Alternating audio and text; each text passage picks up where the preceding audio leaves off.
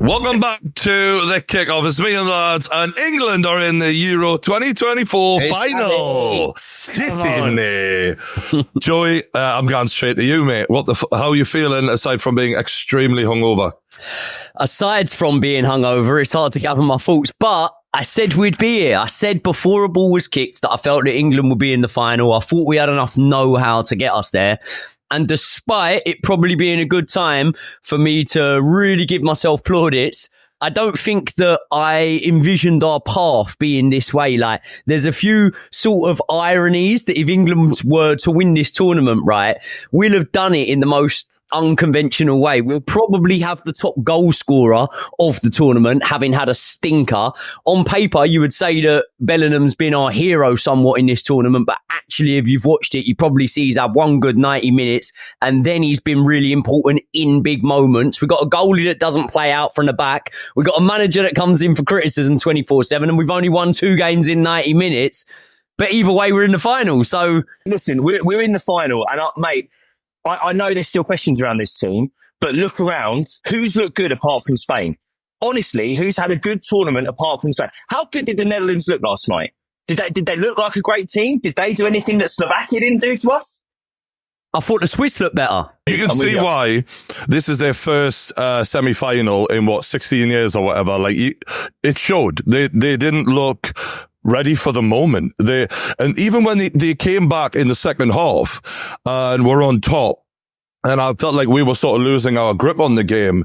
They couldn't punish us. They couldn't capitalize, and they let it slip through their fingers. And I've seen like a little bit of coverage from their media. Rafael van der Vaart is obviously one of the main voices in their media, and he is furious because he's like, I can't believe we let this shit England team beat us. Like, he actually said that like word for word. So they're frustrated. And can we talk about the penalty incident actually, lads, early on, because it was a shocking moment in terms of we go 1-0 down, and I feel like they punished us for a bit of lackadaisical defending. We switched off, Rice gets dispossessed, and our defenders don't, come in front up. And I'm thinking, this looks like it could go really bad here immediately in the first 10 minutes.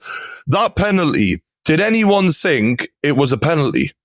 No. I didn't. For me, the foul happens after he kicks the ball. He has a shot. The shot goes way over, and then you're re-refereeing the decision after that. Like, I think everyone in the English media, I saw Gary Neville saying it wasn't a foul either. We all acknowledge it. And then obviously the banter, on the actual game itself, they have this sort of like referee consultant. The referee consultant says, yeah, it's absolutely not a penalty. The moment she says that, the referee goes to the screen, and then what's the penalty? So we're all just sat here just like, what's going on? I was surprised to see the ref go to the screen, because we know what is it, 95% of the time now when they go to the screen, they don't overturn it. But it's funny because it used to be intent and then it's dangerous play. But ultimately, football is a contact sport. And at some point, the defender has to do something about that ball dropping on the edge of the area where Harry Kane's about to volley it. So I don't think it was a penalty at all, in my opinion, really. But at the same time, sometimes they go for you, sometimes they don't go for you. And what I would say is, despite me not feeling like it was a penalty, I would also say that we're not going to look back on that for years to come and say Netherlands were robbed or something like that, because it is a bit of a grey area one. I'm guessing maybe, Jacob, you feel the other way. I've got a different opinion. I mean, look, he goes studs up. He does go studs up. And when you do that, you do leave yourself vulnerable to giving away that kind of... And I don't know if you watched the interview with Dumfries afterwards. He wasn't sat there going, we've been robbed. He was sat there apologising. He was sat there with his hands up going, my fault. And the only other thing I'll say, by the way, and I think Harry Kane is going to get criticism for his performances throughout the tournament. I've watched my club play against Harry Kane a lot, and I've watched my club give away penalties against Harry Kane a lot. The one thing you can say about Harry Kane, more so than any other player in an England shirt, he will win you that decision. And what did Kane do when he felt contact? He went down, he rolled around. And if there's one English player that referee will listen to, it's Harry Kane. Mate, I'm saying this as an Arsenal fan who's lost penalties to Kane over the years, 50-50 penalties that I didn't want given. That man knows how to win decisions, and he does. And that is a factor in a tournament. You said there about Dumfries not complaining about the decision. Van Dijk after the game did complain about the decision. Has anyone seen that? Yeah, I saw that. So he basically said that he didn't think it was the right decision, but at the same time, he wasn't going to stand there and say they've been robbed, whatnot. But I don't know. I think the main thing I would say is if that incident had took place and we hadn't have got a penalty, I don't think for days and weeks after I would have been ruining that exact decision thinking that was the difference maker there. But at the same time, yeah, I can definitely see how it's been given. Personally, I also give credit to Harry Kane. Like he is a diver, right? He understands what he's doing. He's a play actor. He knows exactly how. But look, how many times in previous generations have England been good, honest lads and been fucking robbed? So fuck Netherlands, and let's actually get one for us for a change. I don't mind that at all. What I would say is, it was a disgraceful decision, in my opinion. If I was their side, I'd be absolutely livid. I think that he had every right to put his foot up. However, maybe the studs do change it. Jacob's raised a good point there, but I felt like he was well within his right. Yeah, but how do you go studs down when the ball's that high in the air? Yeah, it's very, mate. Really, like, how high do you have to jump? Michael Jordan shit, right? Yeah. But for me, the overall feeling, and I don't want to go too hard on Southgate, you know, because I want to be a bit more positive in this video. But when I'm watching it, I'm like, it's destiny. We have been so shite in this tournament, and we've had so many moments of just utter luck, which required no skill, everything just fell for us in that moment. We've been, you know, so many minutes have gone by of poor football, and we've got ourselves out of jail. And some of that's been down to individual brilliance as well. But I just feel like it's one of those things where it's written in the stars now. I mean, just to get that and to be one of the difference makers of this game, I think we've been really lucky. Do you know what, though? I think, like, when we speak about, and I'd agree with you, right? It is written in the stars. Like, I remember after Chelsea lost the Champions League final in Moscow, I remember thinking, we're going to get there again, and next time we're going to win it. And so much happened that written in the stars is the exact phrase that I would say sort of is how I feel about that Champions League final that Chelsea won. And it's very similar in this one, because we got to the final, we came up short.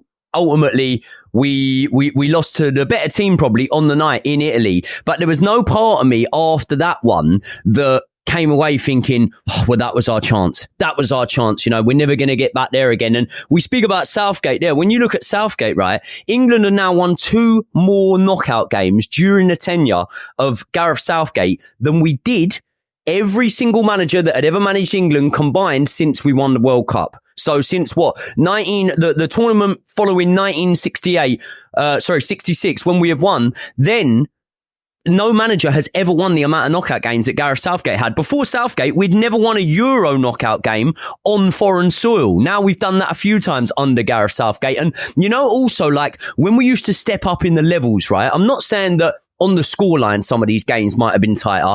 But I remember getting outclassed by Portugal a couple of times. I remember getting outclassed by France. I remember getting outclassed. Do you remember we got smashed 4-1 by Germany? The difference maker would be that every time we would come out of the groups and when we would seriously step up and play one of the better teams, whether the scoreline or not was tight, we were outclassed every single time. And now we don't get outclassed. Look at the games under Southgate in knockout stages that we've lost. Croatia went to extra time. The France game came missed a penalty. It could have been 2, or we played better than them in that game. The Italy game came down to one single kick of the football. Whether or not he's elevated us to be the dominant team in international football, Southgate has made us so competitive in these games that now he's changed the DNA of the team. Now we have a belief that we can compete with these lot. I do want to add, because what I don't want to do is sell my fucking soul like a lot of these people, especially the pundits on TV. They've changed their tune completely and they're now acting like Gareth Southgate's the greatest thing ever.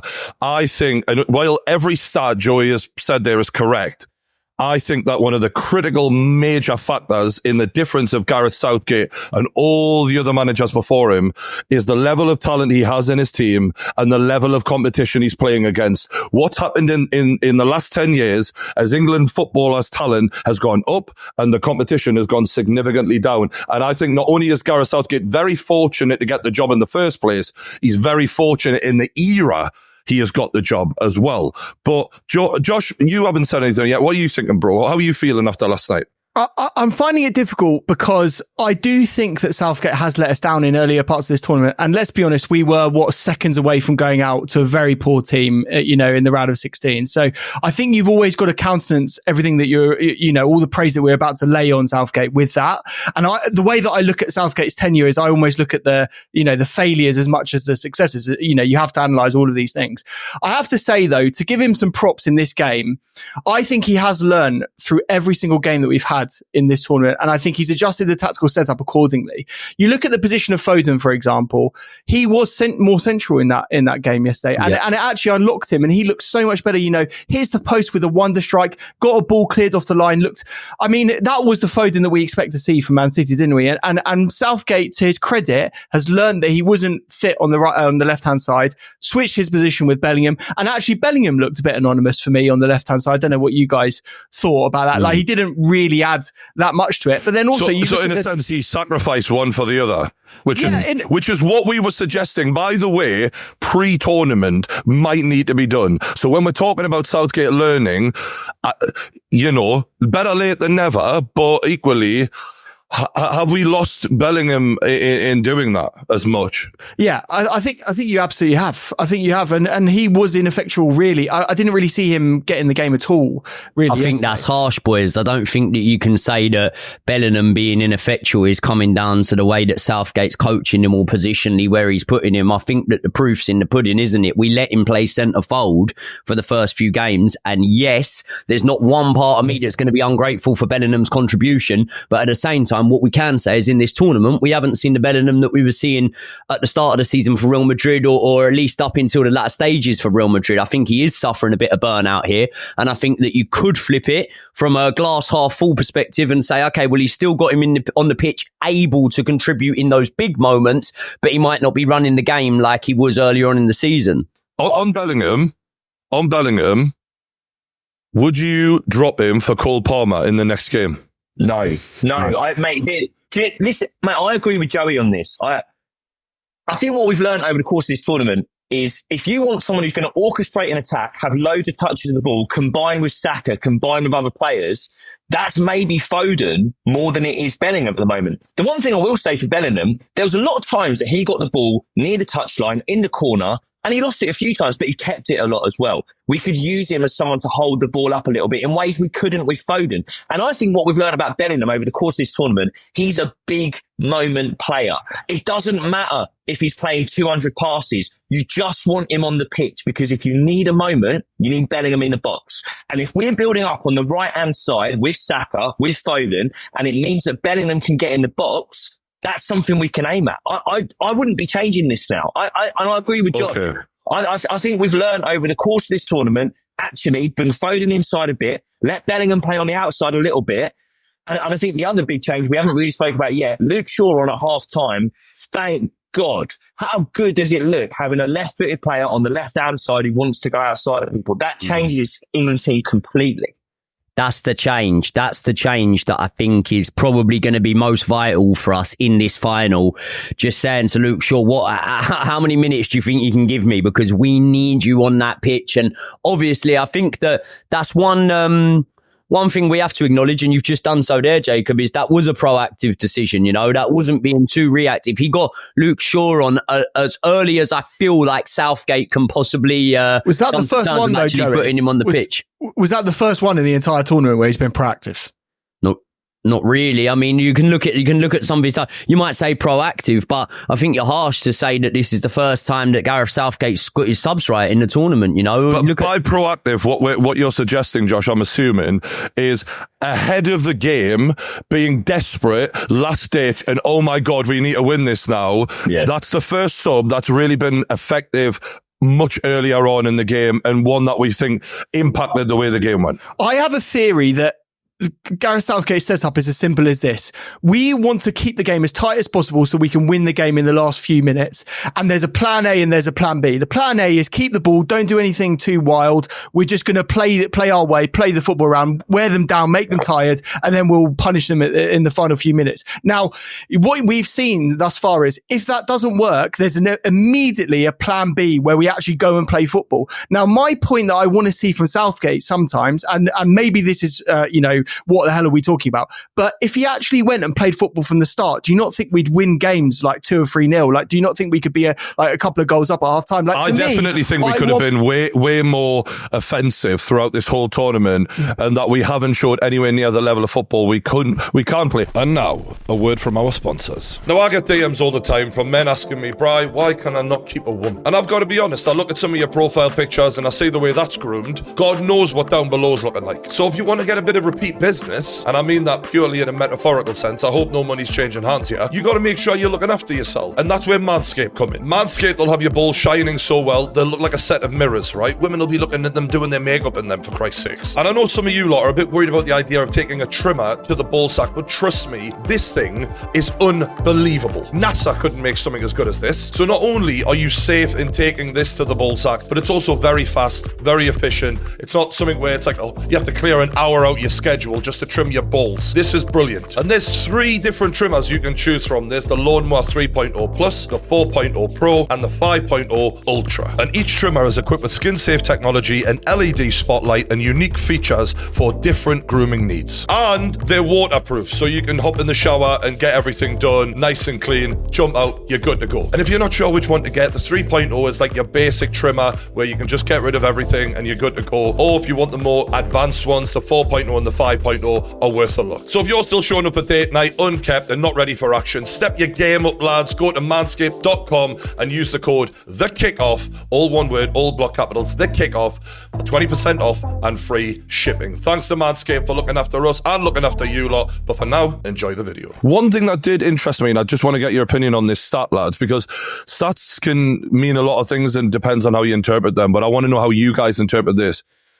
In the knockout games, Phil Foden has been subbed off in all 3 of them, with England needing a goal in the remainder of the game. England have gone on to win all of those games without Phil Foden. So we've been not in a winning position. We've subbed Phil Foden off, and in all 3, we've subbed someone else on and gone on to win the game. Is that a knock on Phil Foden? It could be. But I would say that the main thing there is you're not speaking about the subs you're bringing on. And if you were to actually list the guys that we're able to bring off the bench, I would say that in a roundabout way, it could contribute to a stat that could make Phil Foden look bad, but actually should be looked at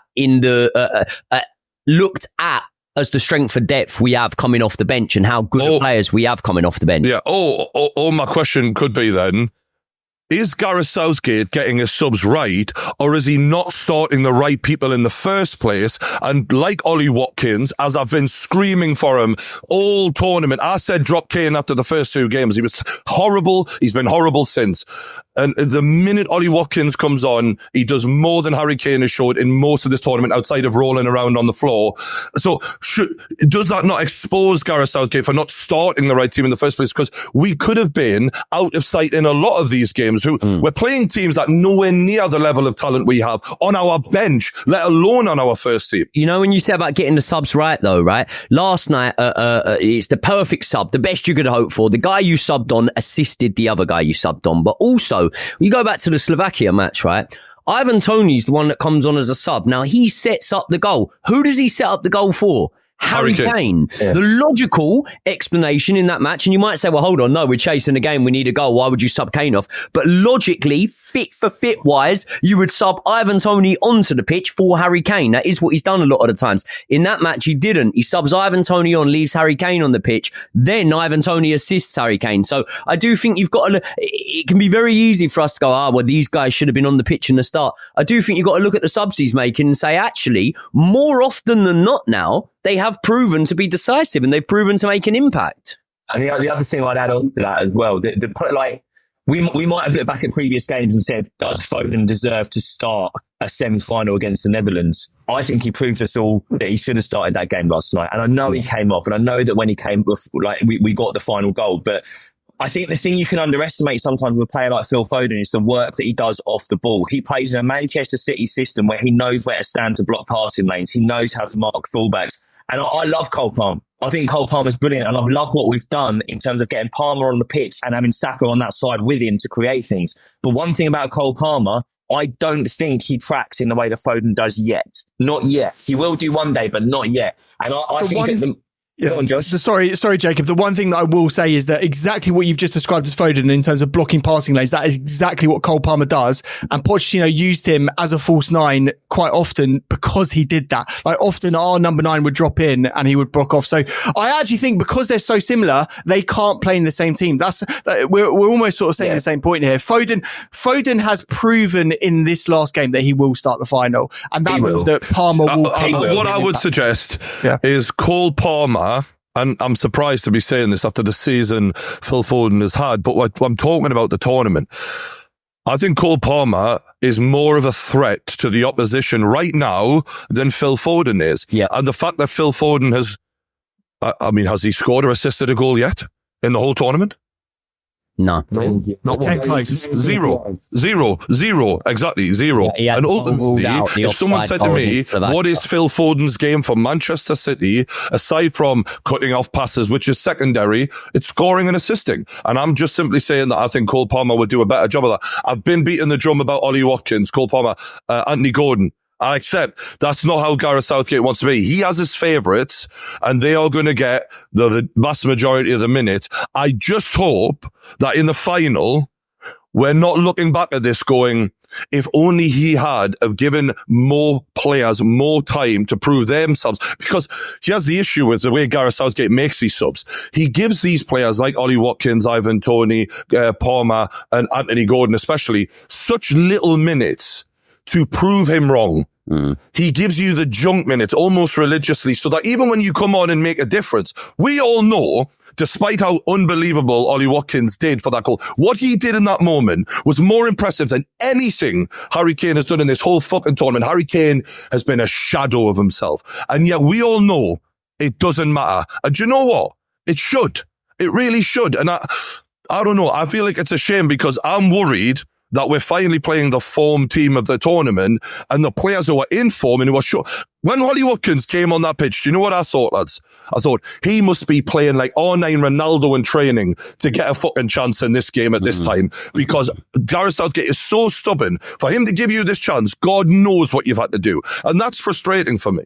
I'll tell you what, though, in terms of his team selection, he has shown a lack of stubbornness in a way, and this can be very easily countered by saying, well, hold on, he's literally been our best player, one of them at least, since he's came in. But Kobbie Mainoo in that midfield, I don't think there's any way that anyone could ever suggest dropping Kobbie Mainoo after how he's been playing. But I think before going in, I wouldn't have even put Kobbie Mainoo as probably the second most likely player to play. When you're saying a lack of stubbornness, so Joey, it was the most obvious thing that was going wrong in the team. And even Gareth Southgate, as stubborn as he is, a blind man could have seen that. And I feel like it's the only thing he's done with this team outside of changing. There were 3 at the back at one point. Like he has made very little changes, and despite Bellingham not being in good form, 0 goals and assists from Phil Foden, Harry Kane looking an absolute shadow of himself. So that's where, because what I've always been worried about every single game of this tournament, just like Josh, is at some point we're going to face a team that require a little bit more. And that's what my fear is that we're just bumbling through some of these games. We certainly have, and we've limped over the line in some instances, and it's been last minute this and last minute that. Sometimes that's not going to be quite good enough. And when that first goal went in against the Dutch, I was like, here we go. We got to come up in here. And I'm worried that could happen against Spain. And not playing players in form, it could bite us in the arse. But maybe I'm being too negative. You say sometimes it's not good enough, though. Yeah, you're right. Sometimes it ain't good enough. But we've only got at maximum 120 minutes left of this tournament. So all we need it to be good enough is in this last game. And are the Spanish going to cut through us sometimes? Yes, 100% they're going to. Are they going to play the better football on a day? Yeah. Are their players probably on the whole going to look better than England's? Yes. But ultimately, as I always do, you look back at history, you go through finals of tournaments and you see from that, it's not always the better side. It's not always the form team, the side that are looking better, that going into it, that do win it, I actually think we'll see a sort of tight, drawn out game in the final. I do believe it will go to extra time, but I just think that do you know what's mad? And it's absolutely mad. It's the most almost lazy thing when you're talking about football online to say, but we're running on fumes, mate. We're here on vibes and it's working for us. Mate, can I just challenge something you said? And I was having this out in the pub last night. I don't think they've got better players than us. I'm sorry. I don't think they have. They got how dare you? Players that are playing at a better level in this tournament, I'd say. I think as a team, I think they're better coached than us. They move the ball. They're far more of a unit than we are. We look like a bunch of individuals hoping that a moment of brilliance from one player, like Saka, Ollie Watkins, Bellingham. It's not, I mean, actually, to be fair, we had a disallowed goal that was quite well worked, and we've had a couple of them that have happened in the tournament, but generally that's not how we play. Mate, if Man City players could stay on side, Saka would be the player of the tournament. But what I'm going to say now, I look at our team, and by the way, Brian, you're bang on. They're better coached than us. They're in better form than us. Their players have had better tournaments than ours. But I tell you what, Joey's bang on. We've got 120 minutes, and I honestly believe when it comes down to a tournament like this, when you get into a final, what wins is talent. What wins is talent. It's not coaching. How many finals can you think of where you watched one team beat another and it was all about tactics? It was all about how the coach set them up. Or how many finals can you think of where a superstar put a cape on his back? And by the way, that's my most used phrase of this podcast so far. Someone have a drink used to play in the drinking game when Jacob says put a cape on his back. But mate, it is set up, and we've got 6. We've got so many players who can say, you know what? I'm going to have a moment. It could be Kane. It could be Bellingham. It could be Foden. It could be Saka. It could be Kobbie Mainoo. It could be someone from a corner. And look at the bench. You're telling me Ivan Toney isn't ready to come on and score a header? You're telling me Watkins? Mate, what Watkins did last night, spinning a centre-back and putting in a bottom corner, I haven't seen a centre-forward do that in this whole tournament. Can you name one? Can you name a striker who's done that in this tournament? I can't. I'll tell you who hasn't done that. Alvaro Morata. Mate, I'm sorry. I think what we've seen is basically in this tournament, England's talent have kicked Southgate's incompetence out the way. England's talent is so strong that it's done, you know what, Southgate? Doesn't really matter where you put us on the pitch because we're so fucking good that we can do things. And the one thing we haven't spoken about yet is the defence. I would have taken Walker off. I'd have taken Walker off for Trent. What does Walker do? With 10 minutes to go, they're on the transition, slide tackle, he stops them. Trent can't do that. Mark Gurhey, did he put a foot wrong last night? No. I think that was Stones' best performance of the tournament. Ezra Konsa gave us a brilliant performance in the quarterfinal. Like, we've got a defence that can go toe-to-toe with Spain, and we've got enough talent to score goals. Mate, maybe I'm just drunk on Joey night, but I believe. I agree. Actually, that everything you said is completely right. And one little bit of history and poetry for me is my first ever football tournament that I was, a conscious child for was Euro 96. And the Germans came to our country and took our fucking trophy. And we're going to do it to them now. That's what I'm thinking. And do you know what's ironic? In that tournament, we played Switzerland, Holland, and Spain. So fucking fingers crossed, lads. I mean, this is the first time that I'm actually fucking really, it's mental. It's took me to get to the final to believe, but every time because we haven't played well. So I'm like, yeah, fucking hell, we're going to get beat at some point, but here we are. Any other thoughts, lads, about just generally the tournament, how you think it's going? I think that, to be fair, like, when you say about us not playing well, I think a couple of games we've actually been decent in moments, but in terms of producing enough to be able to be in this final, I do completely understand it. I do completely understand why there's teams that have already gone out, like the Germans that play better than us, for example. But at the same time as that being said, I don't know what I would rather. Like, I can't wholeheartedly say I would rather be Spain going into this final. Do you know what I mean? In terms of like, okay, the proof's in the pudding. Our play's been really well. We've gone up against the bigger teams and beaten better teams. Like, ultimately, I think most people would agree, maybe not in this tournament, but in the grand scheme of things, France are a better team than England, and Spain have the sort of high and the euphoria still in them of knowing they've knocked them up. But I don't know what I'd rather. Like, do you know what would scare me if I was Spanish? The amount of late last-minute goals we score. Like, it reminds me of the old Man United mentality, despite us, like, the play being what it is.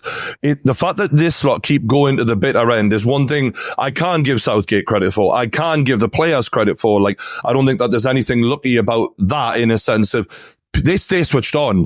And I feel like that belief that's grown into this team, as we've seen throughout the competition, they're carrying themselves in a way that's a bit totally different from the first game, in my opinion, especially the second one. Fuck me. So yeah, that would scare me if I was Spanish for sure. There's waves of it. There's waves of talent that come on from the bench. Like, you might do 90 minutes against Harry Kane, who, by the way, has had one of the best Bundesliga seasons the striker's ever had in Germany. And then you've got Tony. And then you've got Watkins. You might stop Saka. And then you've got Palmer. Jesus Christ, Anthony Gordon might get a game. But seriously. That's not happening, is it? No, it's not happening, unfortunately. You know what? I'm genuinely heartbroken for the kid, because just to give him a few more minutes so that when he gets his medal, he doesn't feel like a fucking... He's got time though, Brian, hasn't he? Like, he's a young kid. He'll be involved in other tournaments. You know what I mean, though? It's like he was in red hot form. So to be completely blanked by Southgate, on a personal level, because I've had a little chat with him here and there, and I'm like, fuck me. That it sucks, man, because there's no one can tell me he's not good enough to be starting, let alone on the bench. Especially when we thought that going into this tournament, he probably would be starting. I was looking at his sort of defensive capabilities as well and thinking, right, someone who is, in the frame of Southgate, where they're obviously going to be heavily dependent on everyone putting a shift in. I thought Anthony Gordon would definitely be in that team. Not only did I think he'd play, I thought he would have a fucking hell of a tournament, and I thought we'd be looking at him in a different light after this, of like, can Newcastle keep a hold of him, and with bids coming in and whatever, because he turns games on his own. And I have no we're in the final, so fuck it at the end of the day, but equally I think we would have got there easier with Gordon, and I do feel sorry for the kid, but I'm sure there's lots of kids on the bench feeling that way. Yeah. Can I ask, what do we think is the harder final then, out of the last one against Italy or this one against Spain? Because on the eye, this Spain team looked better than that Italian team. Which one of those Spain centre-backs is going to come over to us, pick someone up and intimidate them before a penalty shootout?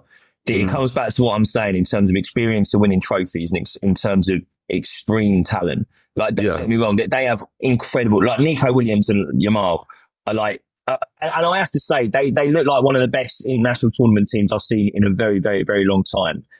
Can they step up? Can they do a final? And that's one thing. The fact that our lads have done a final and come so close, that's something our players have got. And Saka's the one that I've watched closely over the last 2 years, since we lost on our penalty shootout to Italy. The mentality that kid has is bulletproof. And I'm looking at the rest of that team. I'm looking at a Kobe Mainu, who must have backache where he's carried Manchester United for a 38-game season. They've got bollocks, these players. Like, they seriously have. I'm not just saying this because of Arsenal allegiance. If there is a question for me, it is the striker. And I'd be scared if Kane doing 90 minutes. I really would want someone else playing a bit of that game. Eddie Nketiah. But mate, I honestly think the difference between Spain that we're going to play on Sunday and the Italy we played in the final of the last Euros is experience and the game-winning mentality. And I think our players have got it. I feel like us losing that last final, it plays into our hands in a similar way to when Liverpool returned to the Champions League final. Like, when you've been there before and you've smelled it and tasted it and you know what it feels like to not come away with a trophy, I don't think it's a hindrance. I think it'll help us actually get over the line this time. I can tell you what's going to go in our favour, right? I would have been really, really concerned, win, lose or draw, if we had a look shit last night and we hadn't have created good opportunities, because my whole thing was like, okay, cool. Teams that come and park the bus to an extent against us, and I get you could look at Denmark, Slovenia, Slovakia and say, well, they didn't fully park the bus, but let's be honest, they got men behind the ball, they were defensive, they made it hard for us to break them down. I never really thought the Dutch would do that. Now, I understood that the Dutch had a good defence, man. They got players like Van der Ven who don't even get in the starting lineup. So defensively, they're very, very safe and they're sturdy. But I knew that they would come and try and play against us. I knew that they would understand it's a semi-final and you've got to get moments to win the games. And I thought that that's going to really open things up for us. That's going to mean that we can see the England, how England play, this England play with teams actually coming at them. And we were able, obviously, to create more in the match against the Dutch last night than we were able to create against the Swiss. We were able to create against the Danes. So when you look at Spain, it's a double-edged sword because, not only can they create things against you, but they're way more potent attacking wise. They're way more clinical. But at the same time as that, they are going to play the game. The Spain aren't thinking, we get men behind the ball against England. They're thinking, right, we'll go for the jugular against England. And that is then going to open up spaces for the likes of Bukayo Saka to be able to run into. It's no coincidence that we're seeing the better games from him since he's been at wing back, because he's got space in front of him to run into rather than trying to take the ball and the turn in tight spaces. And I think that in this match against Spain, it's going to be way more open. So we're going to have way more opportunities. And I think that we'll be able to capitalise on them. Do you have a prediction for the game, Joey? Do you know what? I do think it will go to 120 minutes. If we could do it in the 120 minutes, I'd be happy. But if it goes to penalties, I'm pretty confident. I really am confident. So I think probably the most painful way is how England come through this match, but they do come through it. Lads, we'll round up on predictions for Josh and Joey. Josh, what are you feeling is going to happen in the final? I think it's going to be a higher scoring game than we think. I think we will start defensive, but I think the game will open up. So I'm actually going to go for a 2-2 draw. Ooh. And then I think we end up taking it to penalties, and I don't even want to say either way because I don't want to jinx it. maybe England win it on penalties. Fuck it. Why not? Jacob? I think we'll do it in normal time. I think we'll do it 2-1 in normal time. But do you know the weird thing about this England team? I think we look better when we're a goal down. I honestly do. I think we wake up. I think as soon as we go a goal down, we look a different team. And I think for a long time... Do you know why that is, though?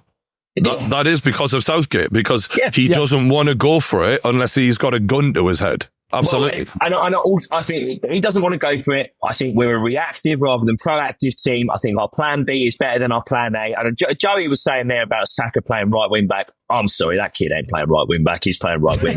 and I think what happens is when we go a goal down, it's in the players' heads. They go, fuck whatever Gareth told us, play our game, play our football, get goals. And so I think they'll score first. I think they'll get a goal first. And I think that's when Foden comes inside, Saka pushes on, Kane tries to take the fucking goal kick for he's sitting so deep, and hopefully he comes off eventually. And I think we can do him 2-1 in normal time. I'll feel a lot more confident if Luke Shaw starts at left back. I'm just going to say that. I don't think he's got the energy. Yeah. I don't think he's got the energy, has he? To be fair, Trippier had a decent game. I know people have criticised him, but I thought he was decent before they made the switch in the last game. But I think you're right about players playing on fumes. Like Kieran Trippier's 33 now, and he's starting so many games. Like we've seen how hard that was for Newcastle with Champions League and Premier League. Personally, I'm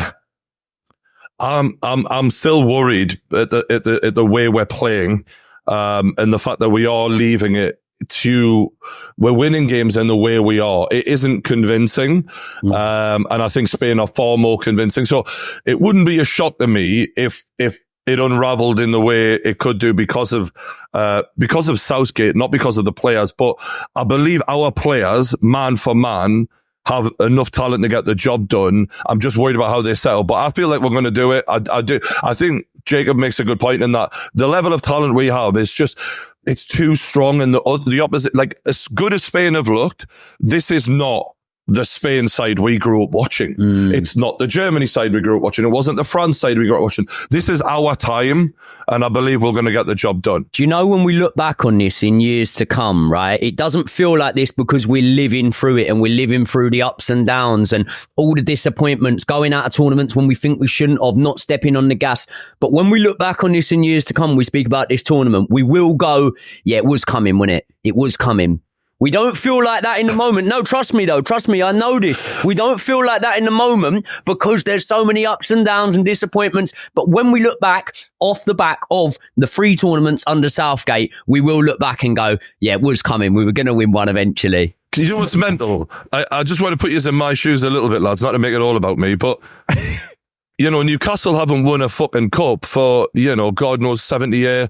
England haven't won anything for roughly a similar period of time. this could be the first trophy I ever see in a team I support lift. And Joey's talking about like, yeah, it's coming in it because he's seen this happen before. My mind cannot comprehend seeing Kieran Trippier and Anthony Gordon, because I'm going to be like especially happy for them, lift this trophy. I can't believe it yet, so it's going to be mind-blowing. If World War III ever kicks off, I want Joey Knight doing the speech before we go on the pitch. Before I get off the boat, I want Joey Knight telling me we're going to win. And I tell you Sir what, Joseph Knight. Speaking of kicking off, I'm going to be watching this in a Spanish bar. I hope there's some English fans in there. Right, Brian, if you're struggling to get on board with us playing bad football and somehow winning games, phone KG. He's had a fucking season of it. Phone some fans. No, genuinely, I did think that. I thought to myself the other day, fuck me, this is how Man United fans feel like. Just fuck it, innit? Just play shite, win the trophy, fuck it. KG had a fringe at the start of this season. I'm trying to be positive about England for this whole sort of campaign, but at the same time, I'm just subtly throwing my name in the hat if the job ever comes up. Yeah, well, I mean, fuck me. You know what? We'll leave it on that question. If Southgate wins the trophy for England with the players, obviously, do you want him to stay on? Anyone? No. Yeah. No. There you go. The most England man of the lot of us, the most optimistic man, Joey Knight, even he's like, nah, it's time for a change. And that is, I am ready. I am so ready for a change. I think it's the right time. But one thing I would say just to counter that is there's no part of me that feels confident that when it changes, all of a sudden our finishes in tournaments are better than they were under Southgate. I'm not confident in that.